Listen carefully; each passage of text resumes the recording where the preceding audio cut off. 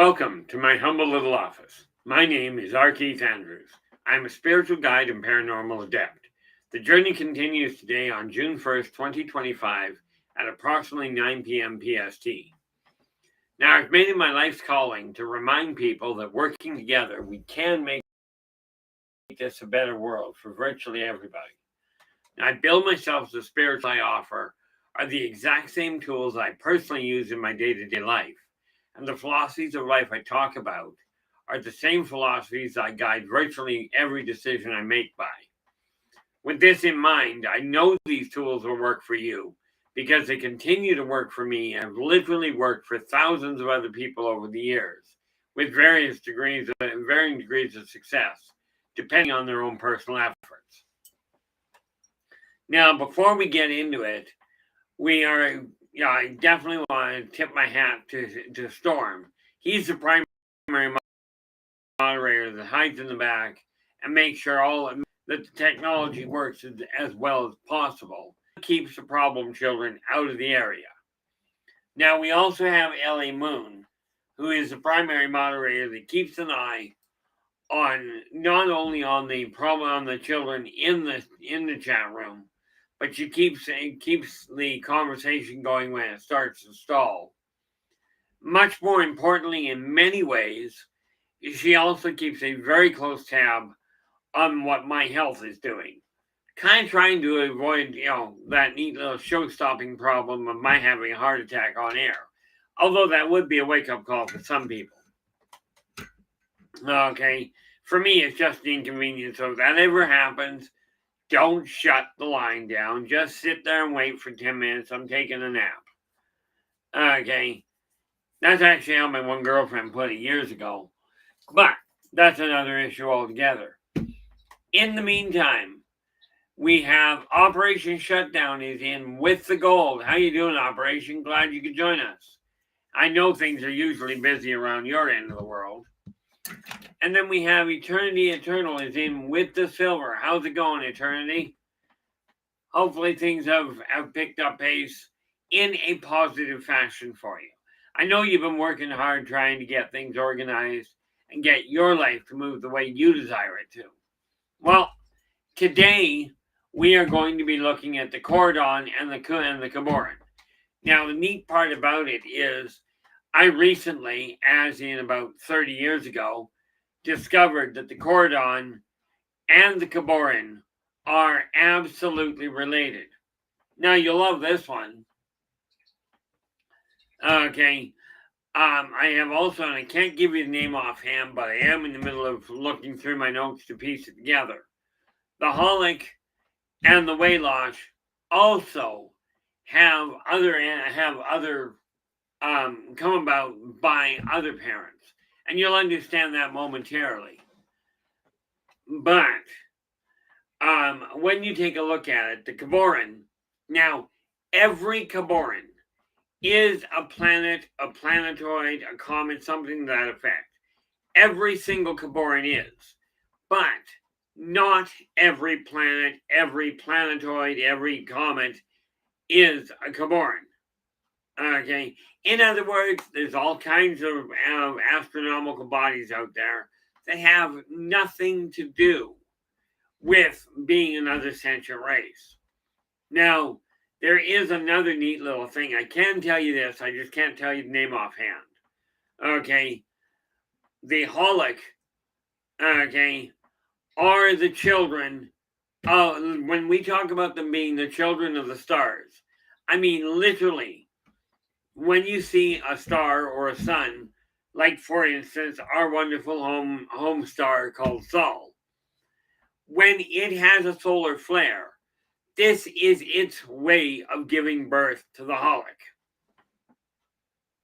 Okay, now when you look at the Waylosh, they are the children of your nebula clouds. Okay, well, in all fairness, they're the children of the vapor clouds in outer space. And we will get to them on another day. But today, let's take a look at the Kuboran. Now, Earth itself, like what you call Earth, okay, Earth itself started off being built. Then the spirit of a Kuboran took on the planet as a life. Okay, that became that particular spirit's home. Okay, that became the physical body. Now, the Kuboran and they do communicate with each other. And this is how I found out that neat little thing when I got talking to, now you know her as Mother Earth, as Gaia, as Mother Nature. I know her as Itza. Okay, and if I recall her name right, and I've got it written down somewhere, but it was when I got to talk to Itza that I found out, and this would have been about probably 30 years back, really. She has a cousin by the name of Takan. But this system that we're in, that you've been told is a single star system, and it'll be a good 150, 200 years before they can prove this one. Okay, but Earth is caught in a trinary star system. Okay, there are two other suns set up in an equal rotation around a central point as what Sol is. Okay, now this is why everybody calls this place the third, this Earth is in the third position. Problem, and NASA knows this. Okay, Earth is in the fourth orbital position.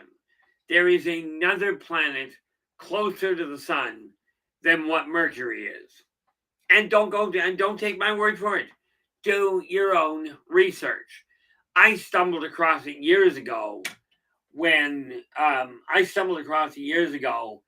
I discovered that NASA had a link to a place where I got the ephemerae for Vulcan and a couple other planets, by the way.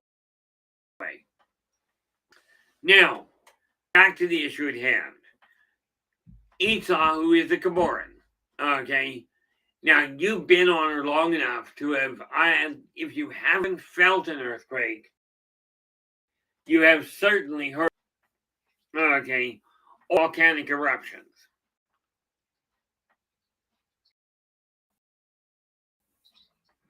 Now, when has a volcanic eruption, or it is known as a shiver, okay, that ends up spewing all kinds of debris and little rocks and what have you into the air. Now, we know how a volcano works.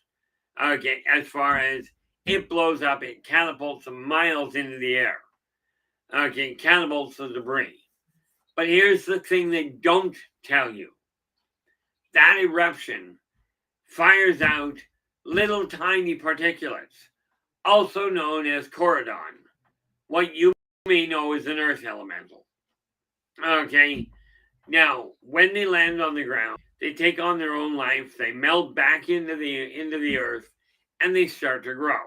Now, you as an individual, as a surface dwelling individual, are not likely to see an earth elemental. You may. Have you ever noticed a landslide that all of a sudden came out of nowhere? Okay, or a sinkhole that just popped up? This is quite often the work of a Kuboran that is no longer happy. Okay, needless to say, that idea to upset the earth. Because the Coradon, the Waylosh, and the Holic are all here to protect Itza. Okay, they are the ones that create that bring about the nice, they don't bring about. Mankind causes a problem, and they capitalize on it. Okay, for instance, a Holic will not start a fire on its own. Okay, Holic, by the way, is a fire elemental, cousin to the Coradon. Okay, but the Coradon comes out as a little pebble and starts to grow. Now, what's that got to do with the Kuboran? Well, here's what it's got to do with that. the Kuboran has a volcanic eruption, giving birth to the Coradon. Now, most of the Coradon land on Earth. They land back on the ground. They melt back into Earth itself. Okay, but every once in a while,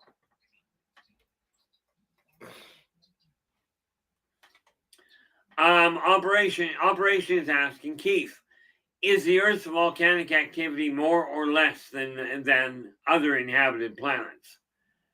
Well, the sad reality is I'm going to have to answer that as yes. In other words, there are some planets that have more, some planets that have less. Okay, but I will tell you this. Much of the volcanic activity and of the earthquake, the tectonic disturbance, is literally brought about by mankind's treatment of mankind, of the flora and fauna on Earth, and of the Earth itself. Okay, Itza is not happy right now. Okay, and this is just a simple reality. And again, don't take my word for it. Tell you what, here's the challenge. Stop poisoning the planet and each other, and how quick the planet settles down.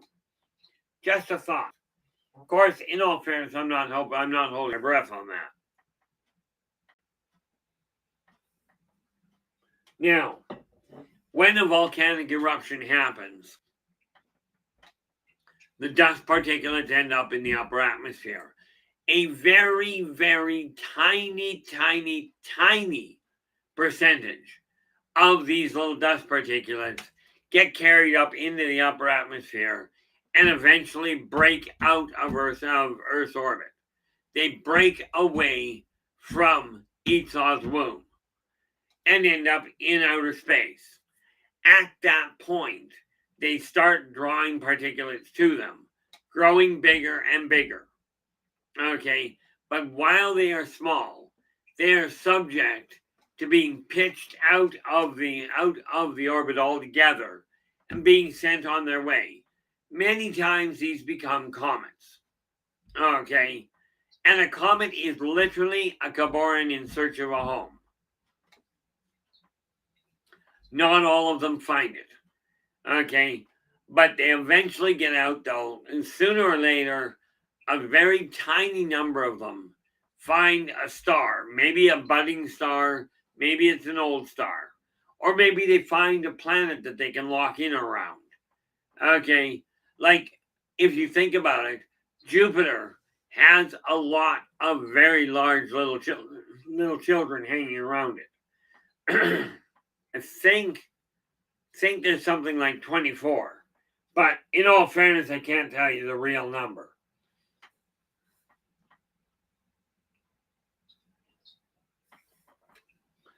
Now, as the Kuboran gets a little bigger, of course, once it's off orbit, once it is out of the Earth's atmosphere, it goes from being a Coradon, as in a direct child of Esau, okay, into being a Kuboran. The Kuboran is now a brand new child. Okay, and now it begins its own life. And this, from my standpoint, it's a wondrous thing to watch. Okay, I've seen these guys drop into a wormhole. Not a black hole, that's a really bad place to go. Okay, that ends up being reincarnation at its best. Okay, but they get dropped into a wormhole. Okay, and fired off somewhere else. That's what's called forced moving out. Okay, parents do it all the time. In today's world, humans do it regularly. Okay, you're old enough, you're on your own. Time for you to move out and become the individual you are. Well, the Kuboran do essentially the same thing. But the Kuboran do not pick which Coradon gets off Earth. Okay, much like humans do not pick which cells connect to produce a human life. Okay, but with the Kuboran now on its own, it heads off in search of a new place to stabilize. Now, yes, there are some that remain nomadic. Okay, there are some Kuboran that never settle down into a place. Some of them will actually fight against it. And you go, well, how are they going to possibly fight against becoming part of an orbit?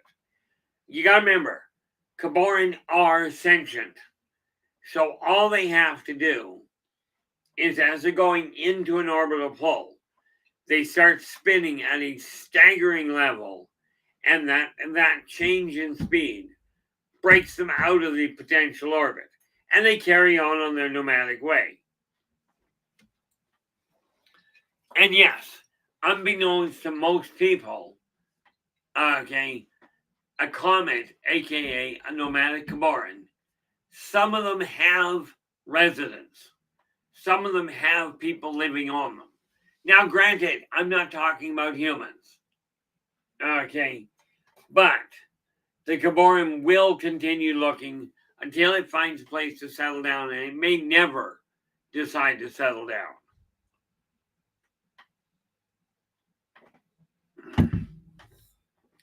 And yes, I did say decide to settle down. Now, I do have a poem written somewhere in my collection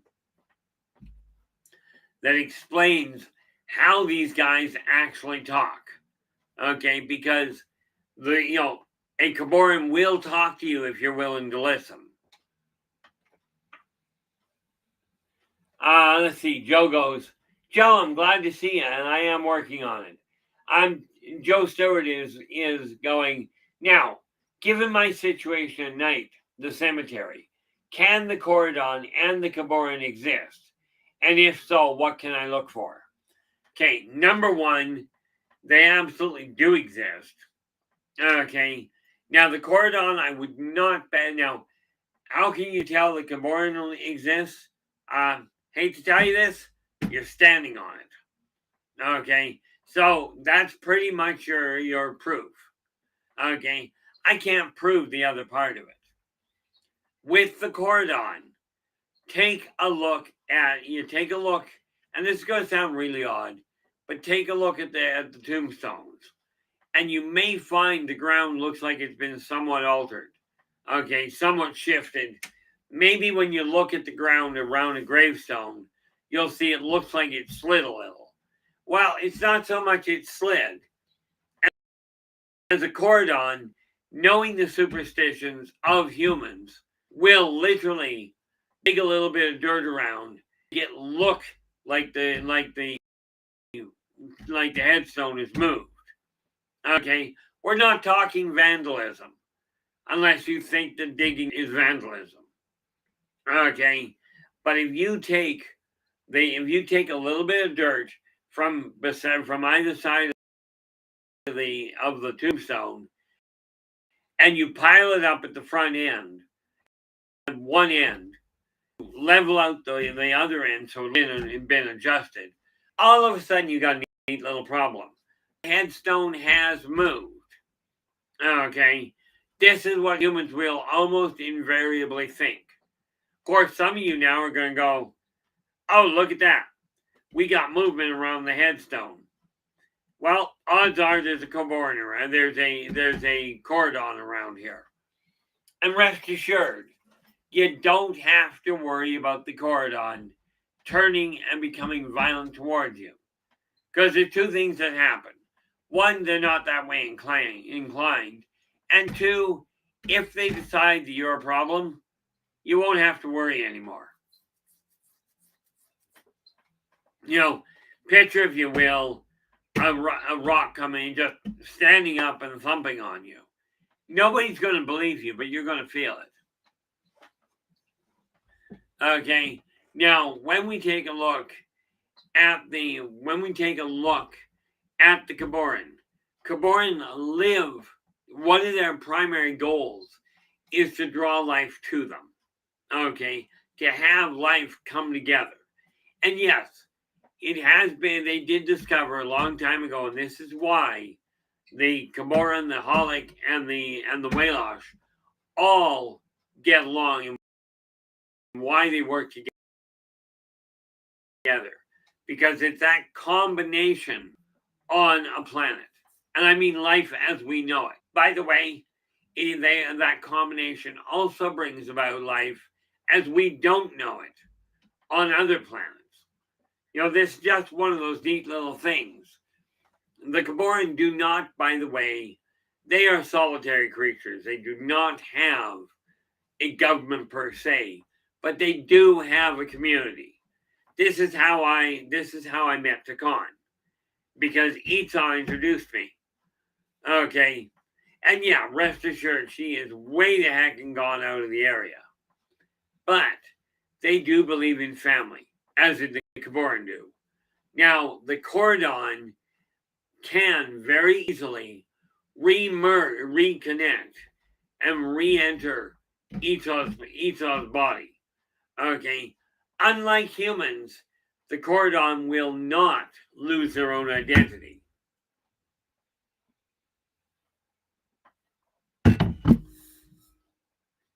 Now, the neat part about it, from my standpoint, is the amount of interaction between these guys. Now, we're talking about 3 different yet related species, all working together to co-create life. Now, that's 3 independent species working with a 4th. Okay? And the thing that I find fascinating there is we 4 species all working together, not symbiotes, okay, but literally independent, choosing to work together. Humans have 1 species, okay, many different races, granted, and that took me a while to sort out. Humans with 1 species are missing the boat on this, okay, and I can't tell you how disappointing that is. Some of you may already know. But the Coradon, once it is established on Esau, unless somebody, like if a human were to pick up a Coradon and take it into orbit and let it go, okay. I mean, I get a kick out of the image, really. You take a dove, you take it out of the cage because you nursed it back to health. Go out onto your balcony and go, fly, be free. Do that with a Coradon. Now, most humans you do that with are going to think you're right out of your mind. Although it would be fascinating to watch. Of course, in all fairness, many people probably think I'm right out of my mind. Who knows? They might be right. But the Coradon have this wonderful little idea. They're on the planet. They've got free run to go anywhere that is solid, anywhere at all. Okay, and yes, some of them hang around volcanoes. They find out that a volcano is going to go off, and you can watch these guys if you want, if you can see them. They'll rush to the mountain, and they'll lay down right near where the eruption is going to be. Okay, now this is akin to watching with an airport.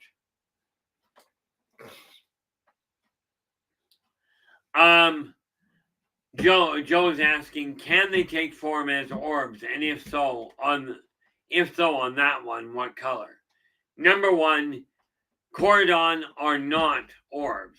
Can they be round? Certainly, but they are not orbs. But they can be round and black, round and white, round and brown. You get the idea. It's not likely you'll find them round and green. If you find a round green orb, the odds are that's something other than dirt, and I recommend you do not play with it. No, it's not dangerous. It's just not good to play with.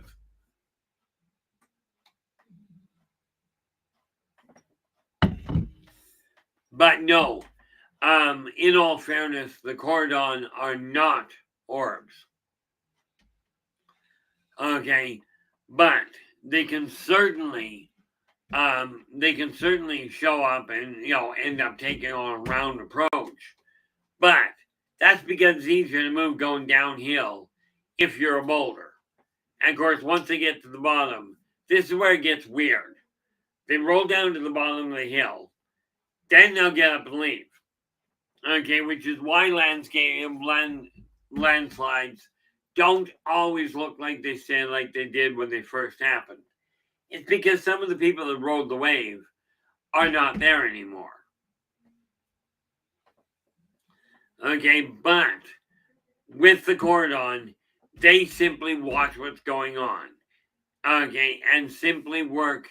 If there's a problem, if there is a bottleneck, quite often a Coradon will they'll create a landslide, create an earthquake in order to ease pressure. Think of an earthquake this way. Esau has a stomach ache. A Coradon comes in and goes, well, let's crack the surface here and let the excess energy bleed out. Okay, call it first aid if you will. So they work with that, but the Coradon are literally simply Esau's children that have decided to stay at home. Let's not go with that neat little question of how many Coradon are there. Okay, any more than we're going to go with how many people does it take to change a light bulb.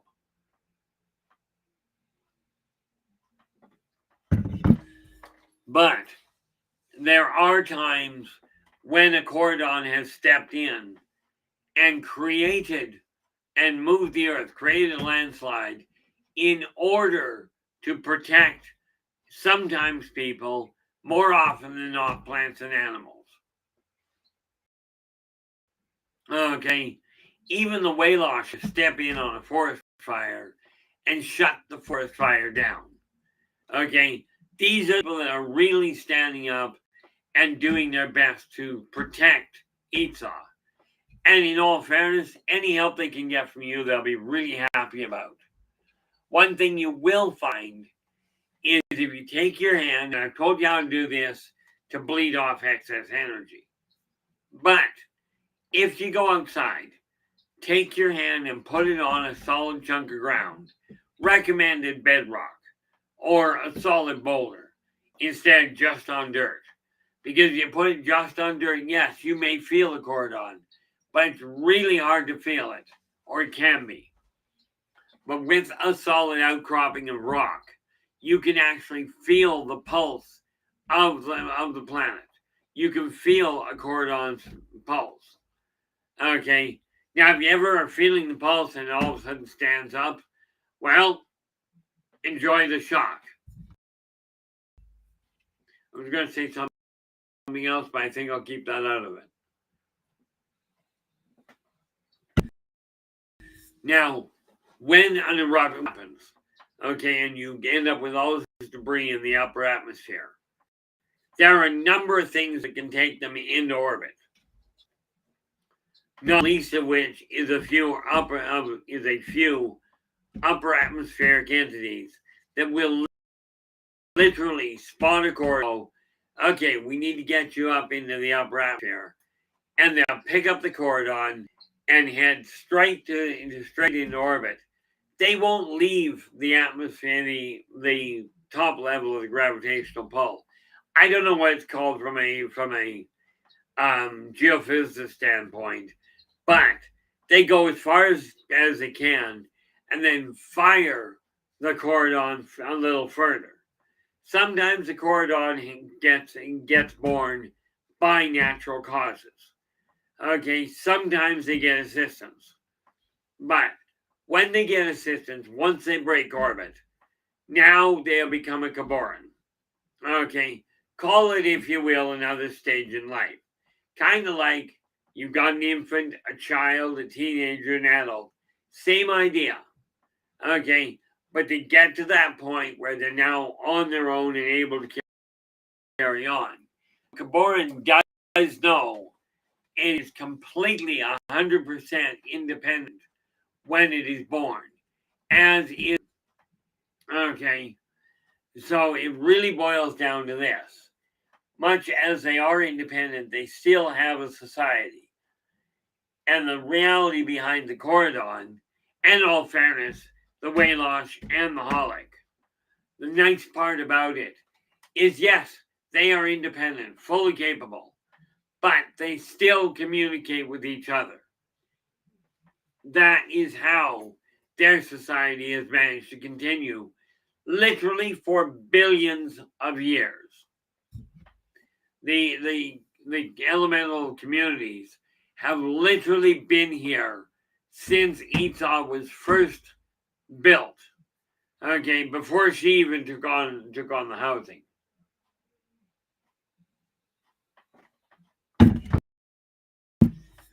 So what you've got is set up.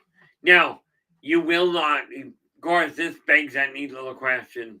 Okay, if a Kuboran is there and if all planets are not Kuboran, okay, how does it all work?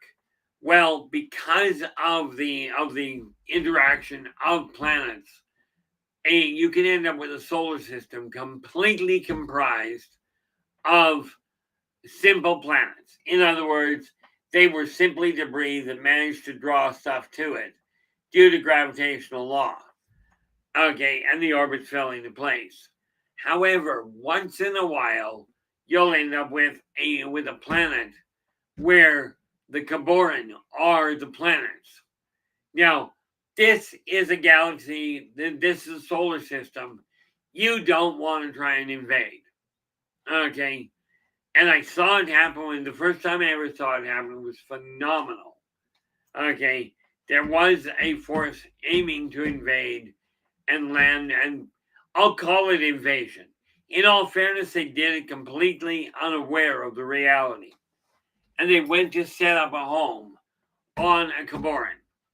Okay, turned out the race was, shall we say, less considerate of the Kuboran than what mankind is of Esau on the whole. Okay, so these guys set up and started mining the whole 9 yards. The one Kuboran called for help and was immediately shaking hands with every other member of the Kuboran solar system. Okay, and yes, you guessed it, shaking hands, butting heads. They ran into each other, but only enough to destroy the civilization that was trying to be built there. Okay, if you will, forced evacuation. But they did that deliberately. And as soon as the infestation was gone, they went back to their appropriate orbits to just relax. Last I knew, they were still on their own.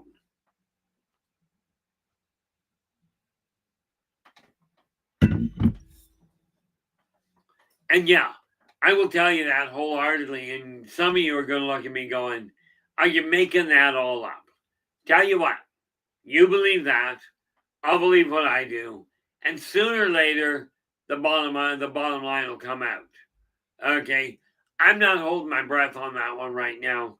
Humans have enough trouble believing that a non-human, as in a chicken, can have an IQ. Okay, most people look at the animals and the plants and just go, those are for us. Because some genius came along and said, you're allowed to kill anybody you want. Okay, this is your domain. You can destroy the place if you'd like. That wasn't the word they used, by the way. But somebody came along and made that comment. It was completely misunderstood. Okay, but mankind still has trouble believing that a non-human individual is an actual individual.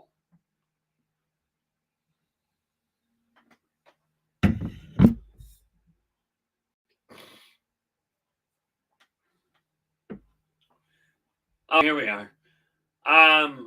Joe is going, now just my 2 cents from experience at night. But it's been a long time, the Talon and the Zotar. And I'm going to wait for the tail end of that comment. By the way, the Talon have been frequenting the graveyard right behind Joe's place. Okay, he shared a lot of it with us. Okay, So we are looking at a lot of change happening on his end. And by the way, no, the Talon end and nor the Zotar, or for that matter, most of the other races have any sort of a functionally cognizant interaction with the Kuboran. Okay, I will tell you, the Archon are not at war with the Kuboran, but the Archon have been known to accidentally eat a young Kuboran because the Archon, in their form, feed on asteroids and planets. Okay, normally they leave a Kuboran alone because they don't require the life force; they require the mineral. You know, I have seen a couple of Kuboran get consumed by another entity out there, and I don't recall the name offhand. I don't know if I've got it, but let's just take a peek. Where is volume 2? Well,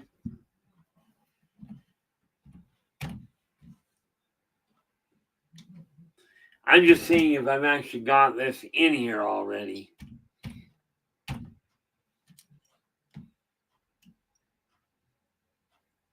Well, nope, I don't. So I'm going to have to look for it. Okay, but is another race. I've got in my notes. I know this already, but a star is another race. Happens to have a decent relationship with the Kuboran, but on occasion, a star will consume a Kuboran. Okay, most of the time it's because both were asleep at the wheel, and it ended up consuming it by accident. Okay, but again, the star does not require the life force of a Kuboran. Okay, and it's a little hard for a Kuboran to start being, shall we say, aggressive towards the sun. But the Kuboran can have been known to, yes, travel throughout the Milky Way, throughout the solar system. Scientists have proven that some of these Kuboran, and they simply call them asteroids or what have you, okay, sometimes they have proven that they follow very definitive paths. And they do. But understand it's usually because they're bored. So they haven't made up their mind and they're just drifting around in a circle. Have you ever sat there twiddling your thumbs? Same, or tapping your toe, that sort of thing. This is the same kind of behavior.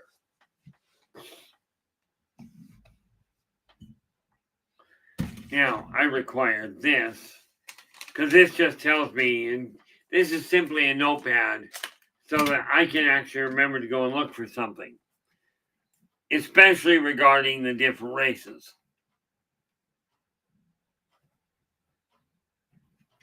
And yes, what we are talking about today, when you go into the story, into the book, Meet the Kuboran, and the one Meet the Coradon.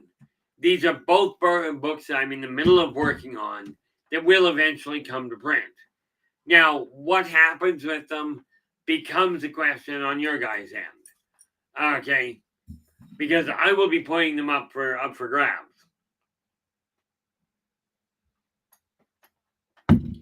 I just haven't figured out exactly how to market. But the Coradon, quite often you will find them, and people have seen this. You've seen pictures of archaeological sites where there's these great big monoliths, and I don't mean the ones like they're square and laid out, like, for instance, Stonehenge. Okay, I'm talking the ones that look like literally, now they are a monolith, I'm just trying to remember what they're called. But what humans call them. They look almost elongated oval. Okay, and you'll see these things standing in a certain pattern on a site. They'll stay there for centuries. Okay, but you got to remember, Coradon are, from human standpoint, immortal. They don't die. Heck, they barely age. And yes, you guessed it. Let's assume for half a moment that a massive asteroid comes along and destroys a planet. Some of those chunks are going to be Coradon that simply got cut adrift. Okay. Now, fortunately, Kuboran don't tend to get involved in wars. Nor do the Coradon, by the way.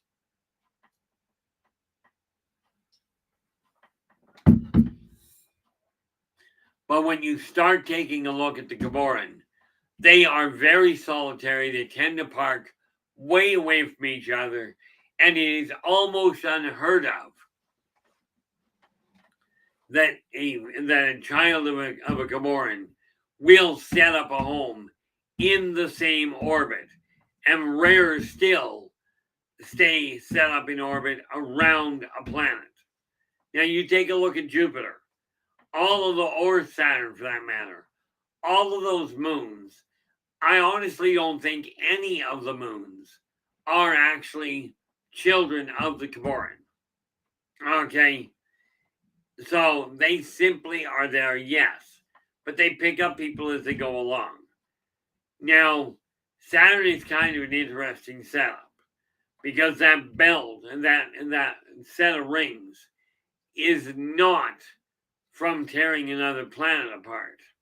Okay, I mean it certainly picked up bits and pieces, but it wasn't gravitational pull on the part of either of those planets.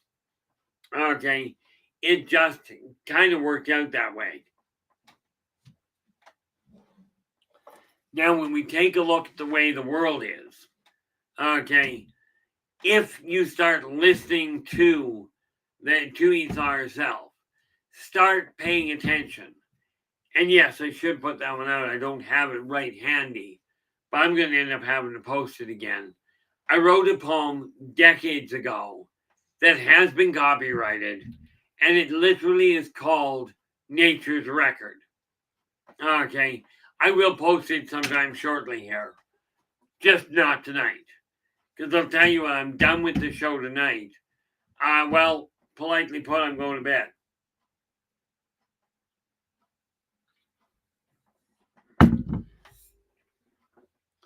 And I forgot to check something here, so I really should. Where are we? Shrink that. Okay. I should actually let us take that and refresh and see what pops. See, one of the neat things about the Kuboran, you can actually learn to talk to them. Okay, you can learn to talk to the Kuboran, to the Waylosh, to the Coradon, and to the Holic. Although I will tell you, when you're dealing with the Holic, might be an idea to step back a piece, especially when you realize their language is a series of flares. Okay, where they will all of a sudden get super hot, and a little bit of fire will pop up. Okay, not necessarily something you want to be right close to. And by the way, this again comes back to that other thing. We've already talked about the Arborians. Okay, every Arborian is a plant, a tree, a fern, something to that effect. But very, very few trees, plants, and what have you are the Arborians. Okay, but again, this is why I say they don't just all gather in one place so you can see them. The Coradon on occasion will. Okay, but they'll sit there forever and a day.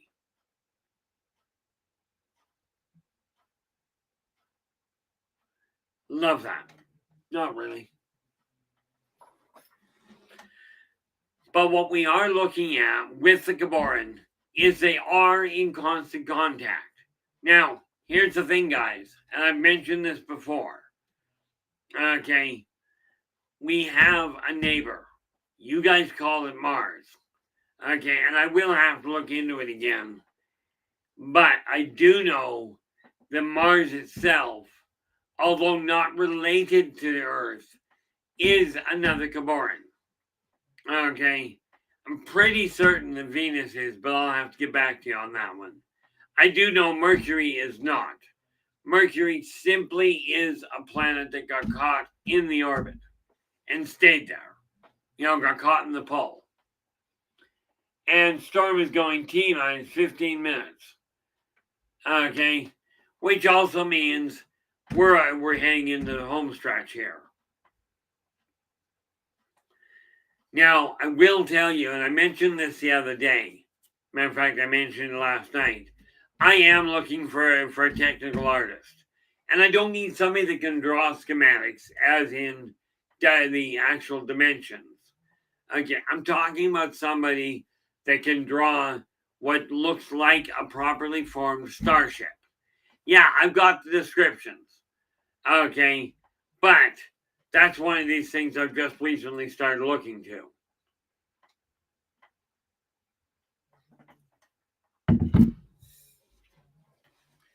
So when we take a look at the Kuboran, understand something. The only one, and she's a kind, like I said, Ita has two cousins.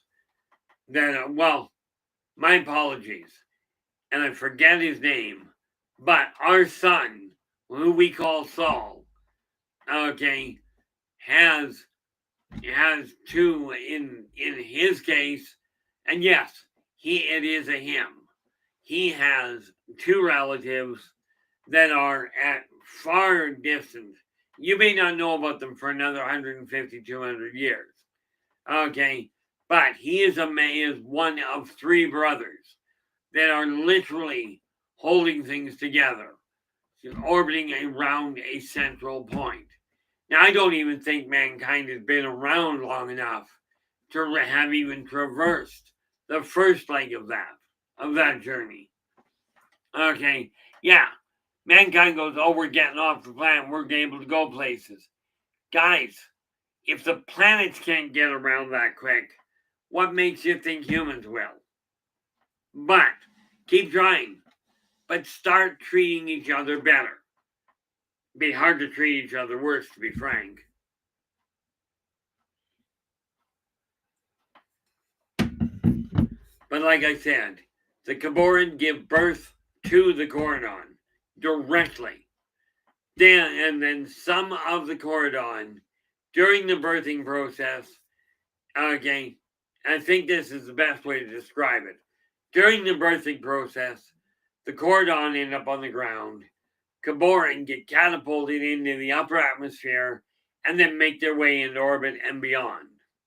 Okay, now bear in mind, when you're dealing with a tiny Kuboran, okay, just a couple of little particulates, that is enough for them to start working. And then pull the particulates together until they're just big enough to kick loose.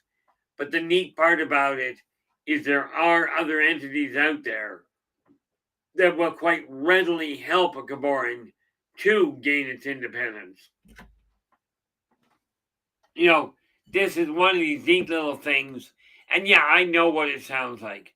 I keep getting told by people, oh, you're just making it up. And be my guest, look at it that way.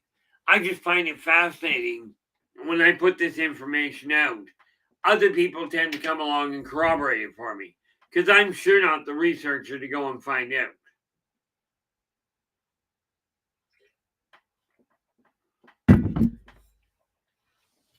Okay, so what we're looking at is, of course, once you get the Coradon, the Holic, and the Waylosh kind of coming together, now we get life. Okay, very colorful, very vibrant life. And I hate to be the one, no, I don't. Truth of the matter is, mankind is part of the food chain. Okay, don't believe me? Wait till somebody dies and see how fast their body gets reclaimed. I'm just looking over here, and I find it fascinating. Here's a little sidetrack for you. I'm sure you recognize this guy. Okay. Now, when I was growing up, everybody seemed to think they were just a gray scale. They were not. Okay. And that's what I'm doing here is just adding the color. The reason being, well, frankly, I like dinosaurs. Whoop, gravity works. That was your useless piece of information. Yes, I am getting back to painting them properly. Properly in my eyes. But when we look at the Kuboran, understand again, every Kuboran is a planet, a planetoid, a comet, okay, possibly an asteroid. But not every one of those mentioned is a Kuboran. In all fairness, it is a very tiny number that are actually Kuboran. What I can tell you is if you ever end up in the wilds, okay, in the wilds of outer space, and you do something stupid to a Kuboran and deliberately try and hurt it, it will call for backup. And rest assured, the best starship on the planet hasn't got a prayer against a planet hitting it. Okay, pick a fight with a Coradon. Go ahead, that'll be fun. Not healthy, but it'll be fun.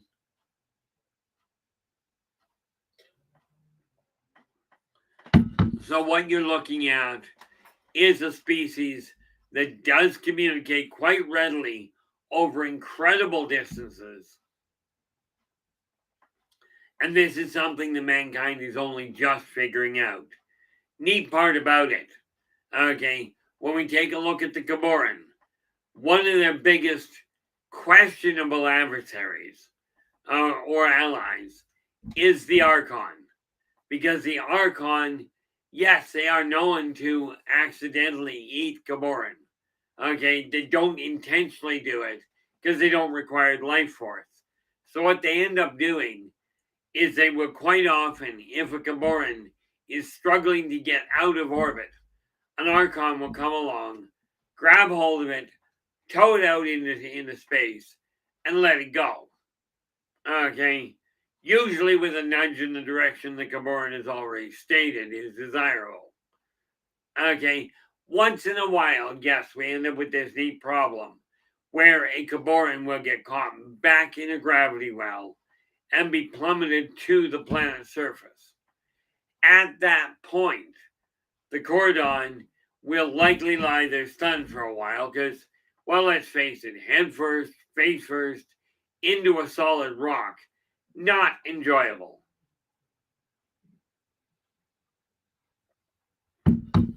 But when they end up returned, they will make contact with whoever they have landed on.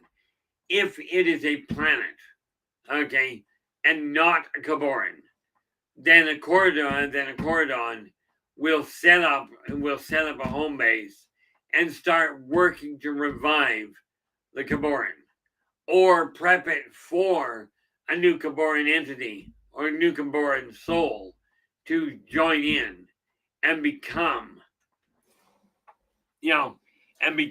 part of the planet. Okay, Operation goes, I won't be picking a fight with them anytime soon. Yeah, it usually ends up really poor.